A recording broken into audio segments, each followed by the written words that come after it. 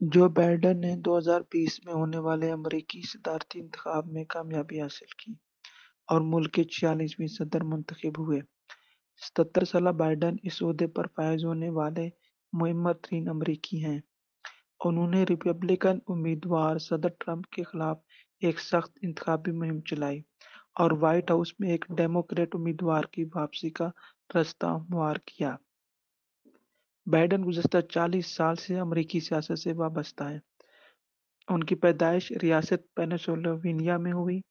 Biden کا سیاسی سفر 1972 میں 27 برس کی عمر میں شروع ہوا جب وہ امریکی سینٹ کے انتخابی رکن منتخب ہوئے۔ اس طرح وہ امریکہ کی تاریخ میں چھٹے کم عمر ترین سینیٹر بن گئے۔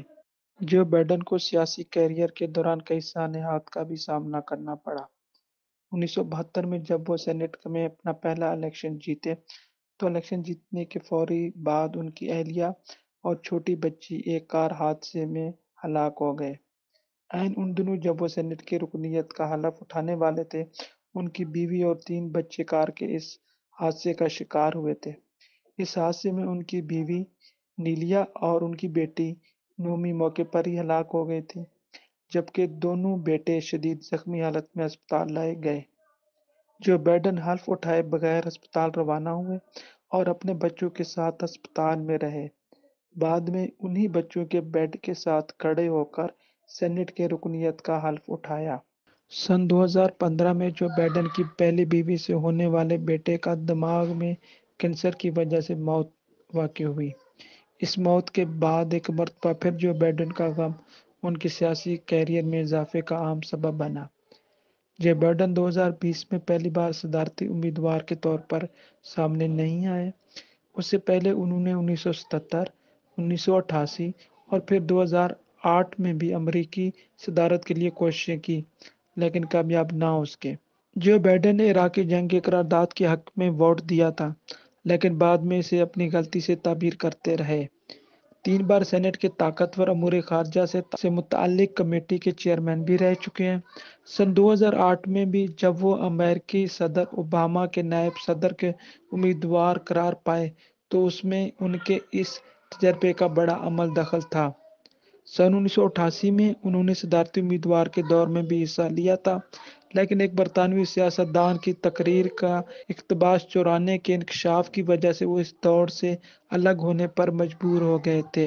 And I started thinking as I was coming over here, why is it that Joe Biden is the first in his family ever to go to a university? Why am I the first Kinnock in 1,000 generations to be able to get to university? Why is it that my wife, who's sitting out there in the audience, is the first in her family to ever go to college?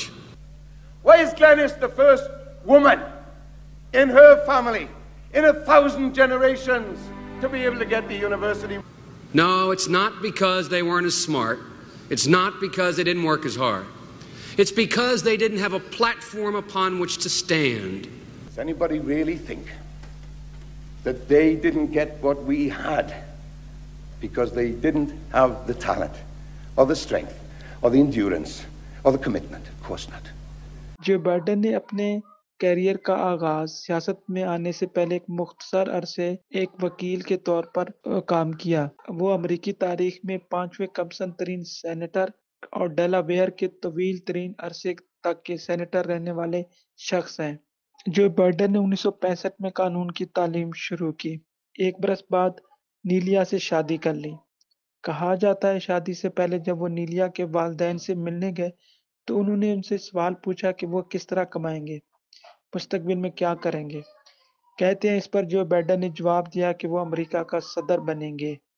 صدر Trump کی نسبت Joe Biden Pakistan کو بخوبی جانتے ہیں اور پاکستان کے کئی دورے کر چکے ہیں۔ پچھلے 3 دہائیوں کے دوران ان کے پاکستانی سیاستدانوں اور فوجی جرنیلوں کے ساتھ براہ راست رابطے بھی رہے ہیں۔ سن 2008 میں انہوں نے ریپبلکن قیادت کے ساتھ مل کر پاکستان کے لیے اربوں ڈالر کے امداد کا پیکج تیار کیا، جس کا نام بائیڈن لوگر بل تھا۔ تاہم ان کے نائب صدر ہونے کے بعد اس بل کا نام وزیر خارجہ جان کیری کے نام سے منسوب ہوا۔ سن 2009 میں صدر اوباما نے کیری لوگر بل کی منظوری دی۔ جے بائیڈن نے ہمیشہ سے کشمیریوں کے موقف کی تائید کرتے ہوئے بھارت سے مظلوم کشمیریوں کو اظہار رائے اور خود مختاری دینے کا مطالبہ کیا ہے۔